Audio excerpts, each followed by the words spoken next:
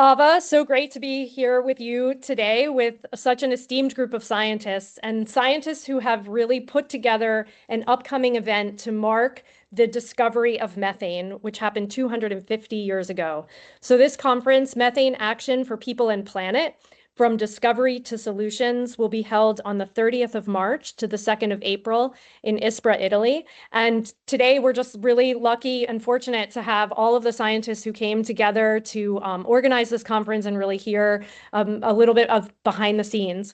So Steve Hamburg, I'm going to start with you. You are the chief scientist at the Environmental Defense Fund and the chair of the Science Oversight Committee for the International Methane Emissions Observatory, also known as IMEO. And I'd love to just hear from you a little bit about why you think the scientific community is focusing on methane now. So over to you, Steve. Glad to be here, and it's been great working with everyone to put together this meeting, which I'm very excited to participate in. Well, we realized that we were very focused on the need to reduce warming, which I think the scientific community is very unified behind in our understanding, but that one of the important levers of this increase, the drivers of this increase, was methane. And methane was not getting the attention it needed because it's a very short-lived climate pollutant. So about 15 years ago, the science community really started to come together in multiple different ways to begin to think about how can we address this issue, which first we needed a lot more data. And there really has been a data revolution over the last 15 years that allows us to have a much clearer picture of methane emissions across different sources. And to be honest, we have more direct measurements of methane and where it's coming from than we do for carbon dioxide. This revolution is giving us the tools to really address those emissions very effectively. And so look forward to the next decade of doing that. Super interesting, and also really interesting to hear about how much data we now have on methane and kind of thinking about what can we do with this data. So maybe Ava, over to you.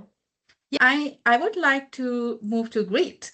Very happy to be working with you on this conference together with Ben and Steve. And I would like to ask you to introduce yourself to our audiences so they know more about you and what was your history with methane.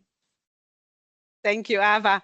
It's really an honor to be there and to be able to host, not only alone with the Joint Research Center, this conference. We do this, of course, together with the Climate Clean Air Coalition, Environmental Defense Fund, also IGSD, also the Global Carbon Project and Spark Climate Solutions, which is fantastic because there are, with that, we gather all these scientists, which I have been seeing more than 15 years ago when I was leading the emissions database for global atmospheric research.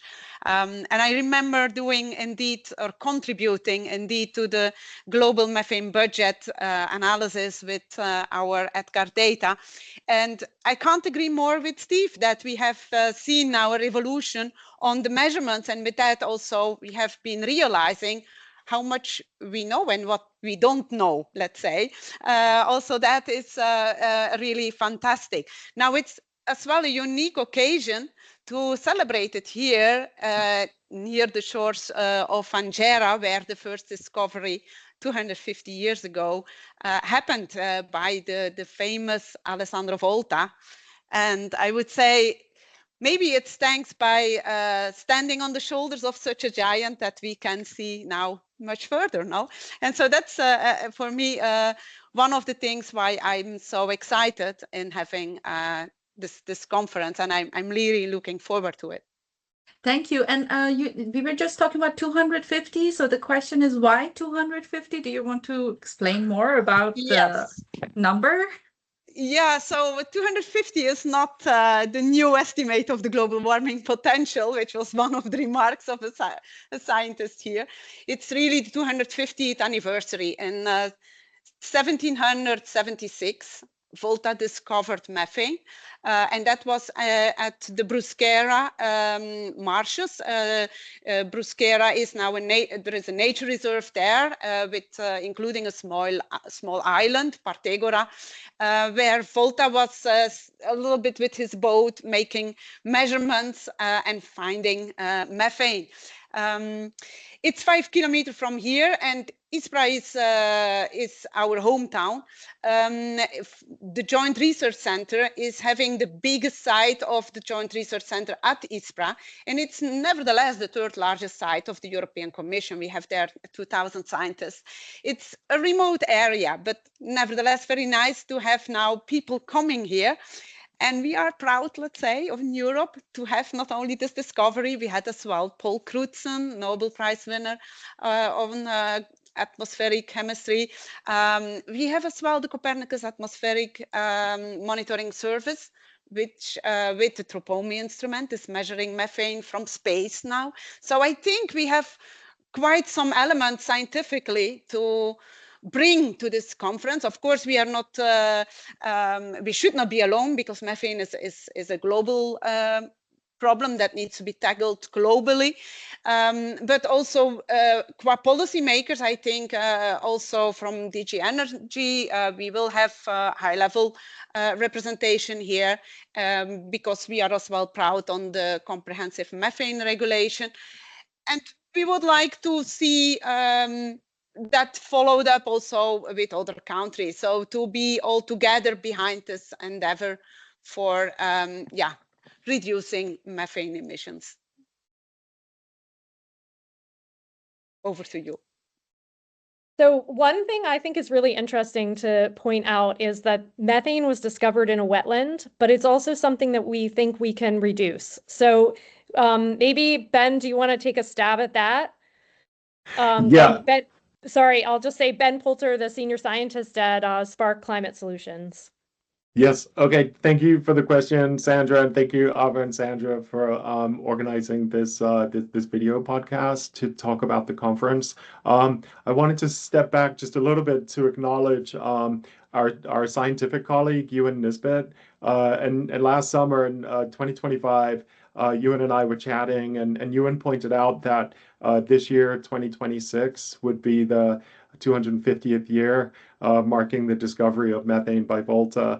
And Ewan and I quickly sort of connected the dots and realized that the discovery was made just down the road from where the EU Joint Research Center is located.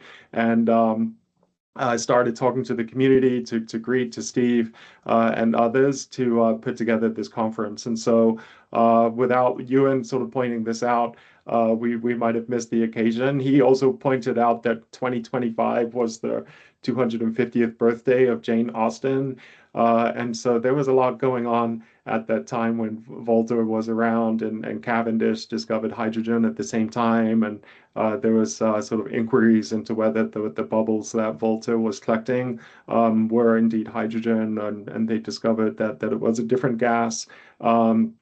So it must have been an exciting time to have been around. So methane is a potent greenhouse gas. Methane has contributed to around 30% or more of the warming to date. And the reason for that is because methane is a key component of natural gas, and the exploration of oil, gas, and coal, as well as is emitted by livestock, through rice cultivation, through landfills and waste management. And so we've seen over a doubling of the concentration of methane in the atmosphere due to human activities. And we know that there are a whole range of solutions and technologies available to mitigate these emissions. And another interesting component of methane is the lifetime of methane in the atmosphere is fairly short compared to CO2. And so we can see fairly rapid impacts on climate health and restoring the climate if we address methane emissions from human activities. My research is focused a lot on understanding how methane is produced by wetlands at various scales. And what we're actually seeing unfortunately, in the atmosphere is an increase in the growth of methane concentrations since the mid 2010s or so.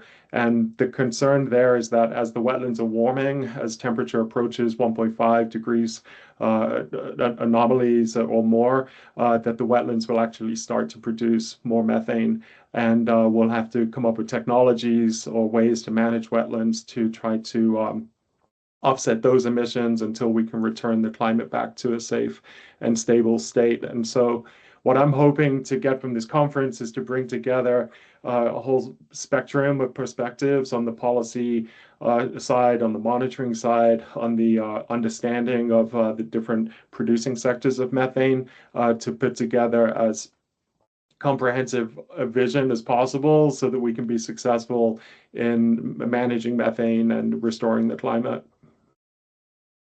Ben, you're doing this amazing job of convening all of the scientists together, the policymakers we will have the civil society community. So it's quite a whole of society approach that we are having.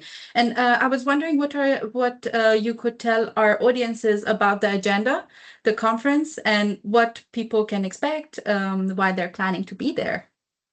So the conference takes place over 4 days. On the first day, there will be a science policy dialogue that the Climate and Clean Air Coalition with other organizing groups like IMEO, EDF have designed to bring together specifically the policy community and the scientific community to look at some of the recent assessments that CCAC have carried out, like the Global Methane Status Report, as well as look at some of the more forward-looking assessments that CCAC are involved with, and to have a discussion to acknowledge these assessments, and then also to think about how these assessments can move policy as well as science forward. On day 2 and day 3, we move into what we're calling the science to action component of the conference, where we'll have 4 sessions that bring again the science and the policy communities together to first, in the first session, acknowledge the decade of methane action, where we'll talk about why methane is a key component of restoring the climate and climate mitigation. The second session will focus on the science and celebrating the scientific discoveries of the past, present, and what we're looking forward to in the future. The third session will be about how science and data have helped us unlock climate solutions and climate policy. And then the final session will be a forward-looking session about the future actions that are needed to sustain successful methane science and methane policy. And then on the 4th day, for folks that are still at the conference, we'll have a special visit to the marshes where Volta made the discovery, and there'll be some scientists making measurements, and hopefully we get to see the same bubbles and the methane that was observed by Volta. Thank you so much. And I want to finish this episode with asking you all one question. We kept talking about the past, how far we have come, and go to this conference thinking like what we want next, where we want to go next. And I would just ask each of you to tell me in 1 or 2 words, what is your wish?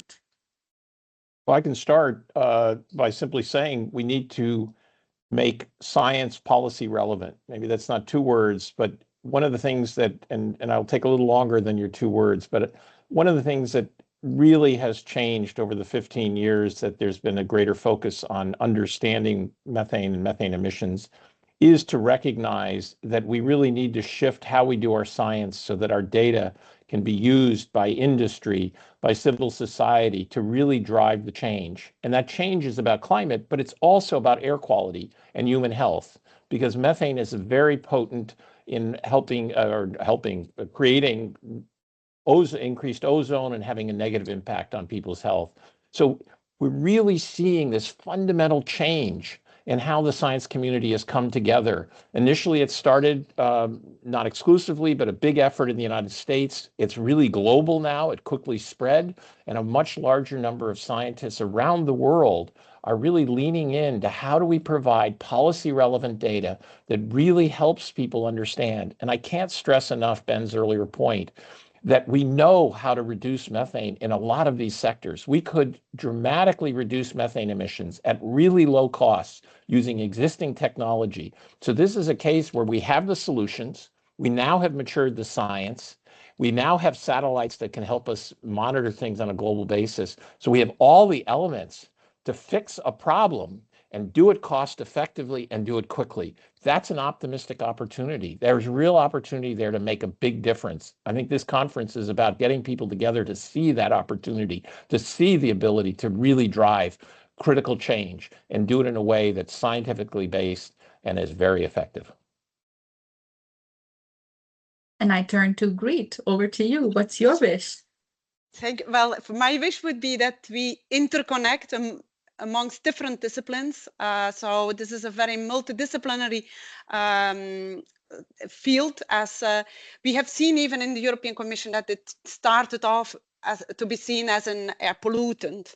Then it moved more to be looked at as a greenhouse gas. Now it is more at the level of, has been looked at from the energy point of view. The coal and gas is of course, should not be polluting anymore so much. And we see it even moving further to the agricultural sector. I'm leading the Land and Climate Unit, and we see wetlands are really still needing a lot of attention. And maybe in the future, we might see some early signals, emerging signals of climate tipping points. And there, I think it is up to the scientists to warn in advance, also policymakers to make the right decisions, to have informed decisions. And so that I hope by having all the different scientists, some measurement experts, some modeling experts, also some economists, also NGOs, that we have them all together, together with governmental representatives, and having a nice multidisciplinary discussion, connecting the dots. Amazing. Ben, what do you think? What's your wish? So my wish for the conference is really to energize the community around methane science, methane policy, and methane solutions. This will be, I think, the first conference that does bring together such a diverse group of end users, of data producers, of policymakers to discuss methane as a climate solution for climate change. And we're midway to the Global Methane Pledge, which sort of comes due in 2030 with the goal of reducing methane emissions by 30% of 2020 levels. And we still have a lot of work to do to support the success of the Global Methane Pledge, and also to think about what's needed after 2030 from a science and policy perspective. And so my wish for the conference is that we bring together sort of the best minds, the most energetic people working on this topic, so that we can have sustained and long-lasting impact on methane mitigation. Thank you so much. I'm really picking up on the fact that this is an optimistic opportunity, that this is a multidisciplinary approach, and that this is bringing the best minds together to really think towards the future, to achieve our goals that we've set for 2030, and to think forward into the future. And we really, Ava and I really appreciate this opportunity to speak with all of you. The Climate and Clean Air Coalition is a proud co-organizer of this conference, and we really thank you, Steve and Greet and Ben, for sharing the behind the scenes with us. And we're really looking forward to the success of this conference and to working together moving forward. So everyone should check out methane250.org, and we look forward to seeing you and to working with you.